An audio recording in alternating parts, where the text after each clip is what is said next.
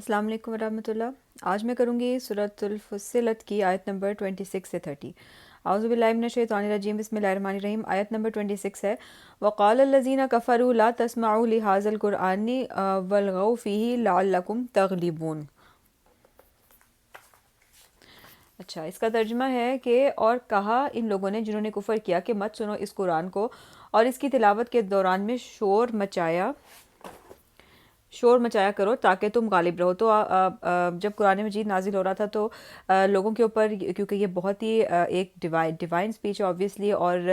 بہت خوبصورت سپیچ ہے، تو لوگ بہت افیکٹ ہونا شروع ہو گئے تھے سپیچ کی وجہ سے، اور کفار کو، مکہ کے جو تھے، جو لیڈرز تھے اسپیشلی، ان کو اس بات کا بہت زیادہ ان کو تکلیف تھی اس بات کی۔ حضرت ابوبکر صدیق رات کے وقت جب وہ نماز پڑھتے تھے تو وہ رو کر قرآن پڑھتے تھے، اور بہت سے لوگ، عورتیں، بچے ان کے گھر کے باہر کھڑے ہو کے سنتے تھے، اور ان کے اوپر بھی اثر ہوتا تھا۔ تو یہ چیزیں ان کو بالکل بھی ایکسیپٹیبل نہیں تھی،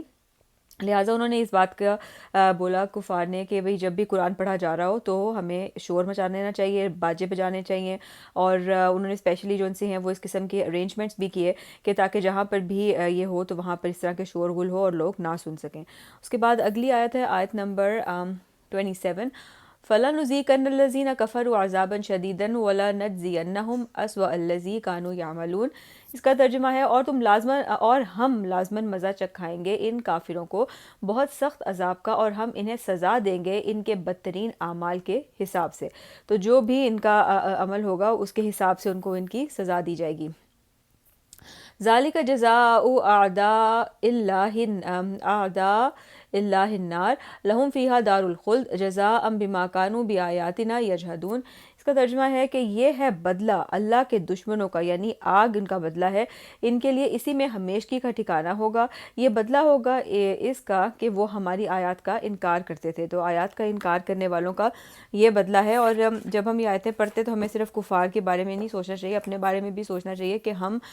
قرآن کی آیات کا کہیں انکار تو نہیں کرتے، کوئی ایسے احکامات تو نہیں ہے کہ جو ہمیں بہت گراں گزرتے اور ہم سمجھتے ہیں کہ بھئی یہ آج کل اپلیکیبل نہیں ہے۔ اس کے بعد اگلی آیت ہے آیت نمبر 29، وَقَالَ الَّذِينَ كَفَرُوا رَبَّنَا أَرِنَا الَّذِينَ أَضَلَّانَا مِنَ الْجِنِّ وَالْإِنسِ نَجْعَلْهُمَا تَحْتَ أَقْدَامِنَا لِيَكُونَا مِنَ الْأَسْفَلِينَ۔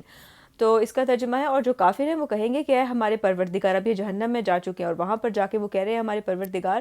ذرا ہمیں دکھا دے جنوں اور انسانوں میں سے وہ لوگ جنہوں نے ہمیں گمراہ کیا تھا، ہم انہیں اپنے قدموں کے نیچے رون دیں گے تاکہ وہ ہو جائے سب سے نیچے والے۔ تو ہمیں پتہ ہے کہ جہنم کے درک ہیں، اس کے ڈفرینٹ، جس طرح جنت کے اوپر اوپر اوپر اوپر لیولز ہیں، تو اس طرح سے اس کے نیچے کی طرف لیولز ہیں، اور وہ کہیں گے کہ ہم ان کو لون دیں اپنے پاؤں کے نیچے تاکہ وہ نیچے سے نیچے ترین جو ایکسٹریم ہیٹ ہے اس میں یہ چلے جائیں۔ اس کے بعد لاسٹ آیا آیت نمبر 30، ان الذین قالوا ربنا اللہ ثم استقاموا تتنزل علیہم الملائکۃ الا تخافوا ولا تحزنوا وابشروا بالجنۃ التی کنتم توعدون۔ اور اس کے بعد ہے کہ بے شک وہ لوگ جنہوں نے کہا کہ ہمارا رب اللہ ہے، پھر وہ اس پر ثابت قدم رہے، یعنی لا الہ الا اللہ پر ثابت قدم رہے، ان پر فرشتوں کا نزول ہوتا ہے کہ آپ لوگ ڈرو نہیں اور غمگین نہ ہو اور خوشیاں مناؤ، یعنی کہ جب قیامت والے دن اور موت کے وقت بھی، کہ جب مشکل ترین حالات ہوتے ہیں انسان کے اوپر، اس وقت فرشتے ایسے لوگوں کے پاس آتے ہیں اور انہیں تسلی دیتے ہیں کہ آپ ڈرے مت اور غمگین نہ ہو اور خوشیاں منائیں اس جنت کی جس کا وعدہ آپ سے کیا جاتا رہا ہے، اور ساری زندگی آپ نے اپنے آپ کو کنٹرول کیا، اپنی خواہشوں کو کنٹرول کیا، تو اب آپ کو جس جنت کا وعدہ آپ کو دیا گیا تھا اب وہ آپ کے قریب آ گئی ہے۔ تو اللہ تعالی ہم سب کو ان لوگوں میں شامل کریں جنہیں ایسی خوشخبریاں ملیں، آمین ثم آمین۔ اور یہ تھی آج کی آیتیں، انشاءاللہ کل اس سے آگے کنٹینیو کریں گے۔ فی امان اللہ۔